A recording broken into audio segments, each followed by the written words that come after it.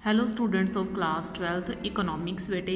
जैसे कि आपका चैप्टर नंबर 5th कॉन्टीन्यूटी में है इंडियाज़ ऑफ फॉरेन ट्रेड। ठीक है, अब देखो बेटा, जिसमें मैंने आपको फॉरेन ट्रेड क्या होता है वो पढ़ा दिया था। आज बेटा हम डिस्कस कर रहे हैं India's of foreign trade at the time of independence, यानी कि आज़ादी के टाइम इंडिया का फॉरेन ट्रेड कैसा था, हमने उस चीज़ के बारे में पढ़ना है। फिर हम पढ़ेंगे आज़ादी के बाद इंडिया का फॉरेन ट्रेड कैसा था। एक तो हमने पढ़ना है कि आज़ादी के टाइम इंडिया का फॉरेन ट्रेड कैसा था, एक हमने पढ़ना है आज़ादी के बाद इंडिया का फॉरेन ट्रेड कैसा था। देखो, India's foreign trade at the time of independence. ठीक है, note the following observations carefully, हमने कुछ ऑब्जर्वेशंस देखनी है, मतलब इन चीज़ों को हमने ध्यान रखना है, फिर हमें पता चल जाएगा इन पॉइंट्स को देख के भी कैसा था आज़ादी के टाइम इंडिया का फॉरेन ट्रेड।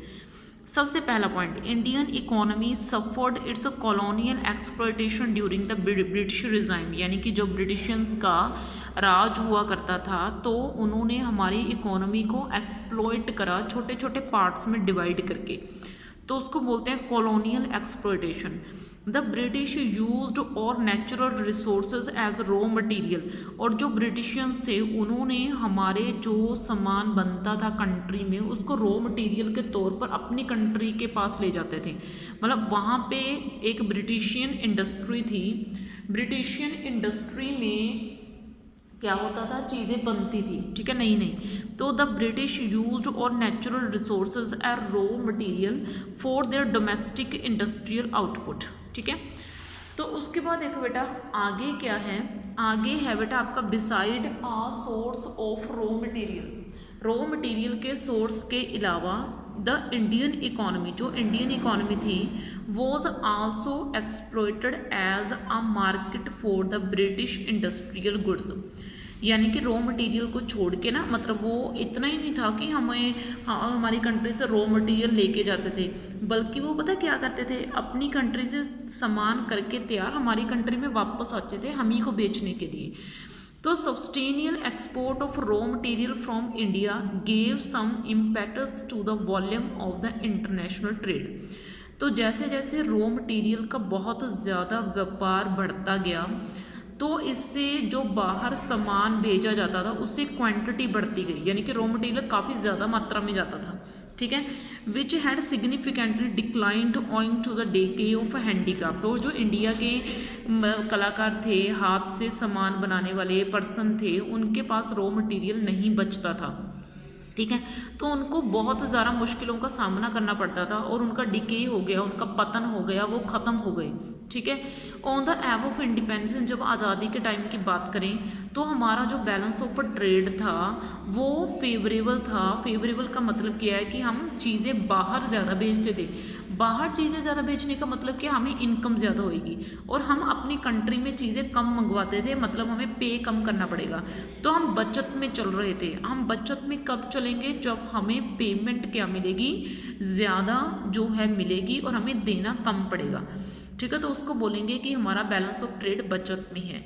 और 1946 से 47 के बीच की बात करें तो excess of exports over import were estimated as 31 crore. 1946 से 47 के बीच में हमें 31 करोड़ रुपए की बचत हुई, और 1947 से 48 के बीच में हमें 14 करोड़ की बचत हुई। ठीक है, as regard direction of trade, अगर हम ट्रेड के डायरेक्शन के हिसाब से देखें तो it was largely confined to Britain simply because the British rulers exploited the Indian economy as a source of raw material. तो मतलब ये एक बिजनेस नहीं था, ये तो हमें एक मजबूरी थी कि हमें उनके दबाव में आकर उनको रॉ मटेरियल देना पड़ता था और उनकी चीज़ें हमें खरीदनी पड़ती थी, मतलब ये तो एक मजबूरी सी थी हमारे लिए। ठीक है, और आगे देखो, the composition of trade indicated backwardness of the economy as our exports include largely of raw material while our imports include, ये देखो, तो ये कंपोजिशन जो ट्रेड का ये नक्शा था जो हम सामान ट्रेड में भेजा करते थे, इसने हमें क्या दिखाया, इसने हमें बैकवर्डनेस दिखाई कि आप बहुत पीछे हो, आपकी इकोनॉमी रॉ मटेरियल देती है हमें, हम दूसरी कंट्री में फिनिश्ड गुड्स नहीं भेज पा रहे, ठीक है। तो ये बैकवर्डनेस तो थी हमारी कंट्री की, ठीक है।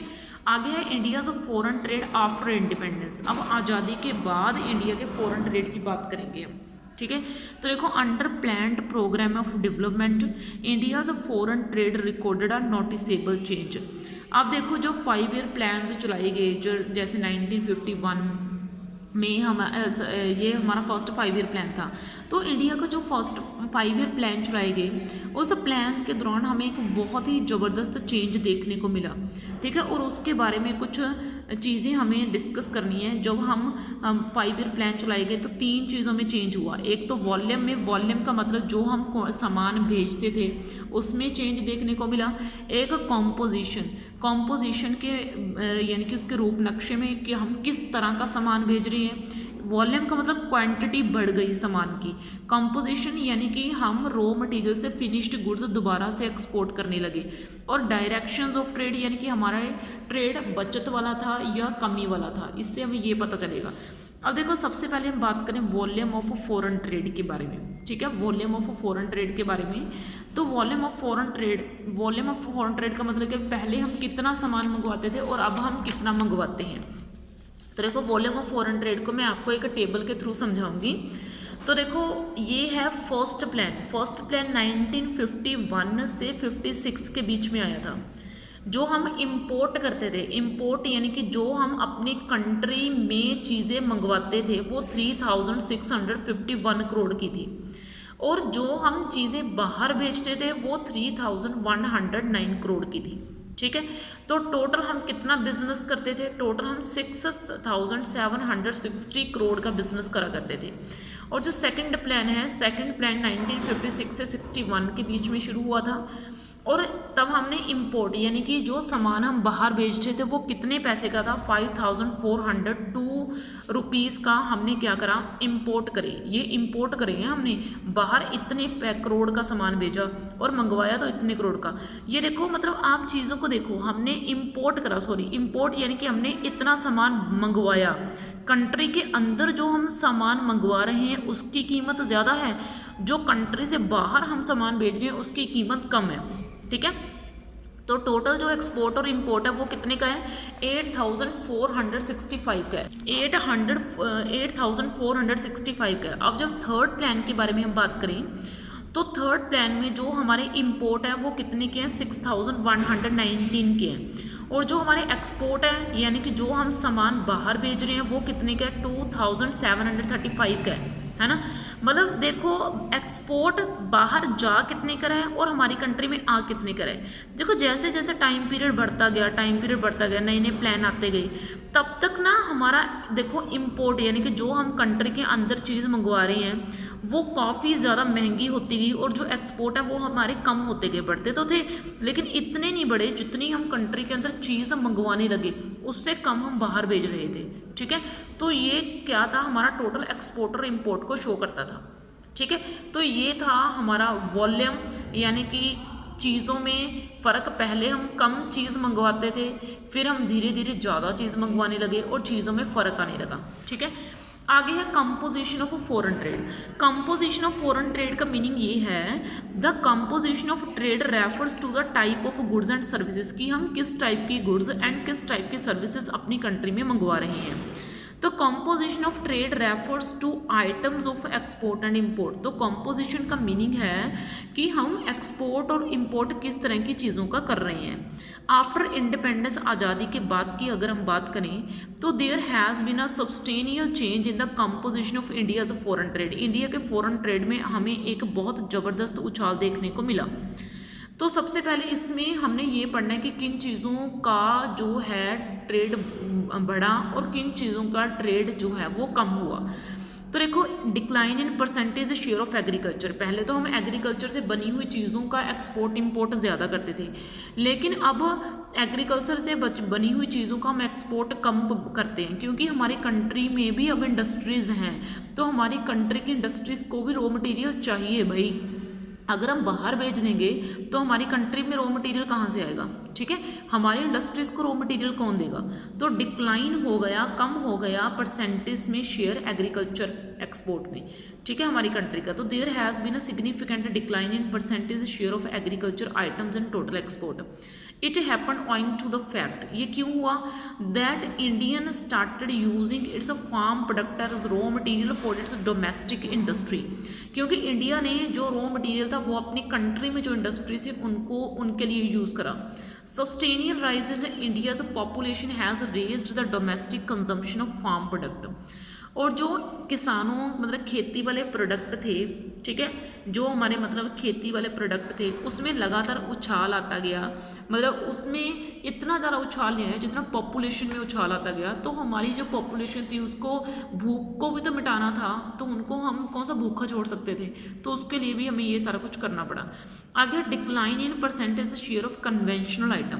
कन्वेंशनल आइटम कौन सी होती हैं? जैसे खास तरह की आइटम्स होती हैं कुछ, जैसे जूट हो गया, जैसे फूड ग्रेन हो गए, मिनरल्स हो गए हमारे, ये सारी चीज़ें कन्वेंशनल आइटम्स होती हैं। तो कन्वेंशनल आइटम्स जो हैं इंडिया की, जो हम एक्सपोर्ट करते थे, जो हम बाहर बेचते थे, वो कौन कौन सी थी? जूट को जो हम पंजाबी में पटसन बोलते हैं, टी थी, फूड ग्रेन थे, हमारे मिनरल्स थे। दीज आइटम, ये इंडिया जो था आज़ादी के टाइम की अगर हम बात करें तो बहुत मात्रा में ये चीज़ें भेजता था। लेकिन जैसे जैसे टाइम पीरियड बढ़ता गया इन चीज़ों का व्यापार हम कम करना स्टार्ट कर दिए, ठीक है। मतलब इतना ज़्यादा हमने इसका नहीं करा, क्या एक्सपोर्ट, हमने इसका एक्सपोर्ट टाइम के अकॉर्डिंग कम कर दिया। आगे increase in percentage share of manufactured goods, हमने बनी बनाई चीज़ों का व्यापार दोबारा से चालू कर दिया। पहले तो आज़ादी के बाद ये एकदम से ख़त्म हो गया था, लेकिन फिर टाइम के अकॉर्डिंग हमने इसको बढ़ा दिया, ठीक है। हम फिर से बनी हुई चीज़ों का व्यापार करना स्टार्ट कर दिए। तो percentage share of manufactured goods in total export had stands to rise, ठीक है। प्रेजेंटली जैसे अब अगर हम बात करें, अब हम कौन कौन सी बनी बनाई चीज़ों का व्यापार करते हैं, जैसे इसमें से सबसे मेन है ज्वेलरी। हमारी इंडिया की ज्वेलरी बहुत मशहूर है, अगर आपको पता हो, बनी बनाई हमारे जो कारीगर हैं बहुत अच्छा काम करते हैं और उसकी बहुत दूर दूर तक डिमांड होती है, ठीक है। तो इस वीडियो में आपके लिए इतना ही, नेक्स्ट वीडियो में आपका नेक्स्ट कंसेप्ट उठाएंगे। ओके बेटा, थैंक यू।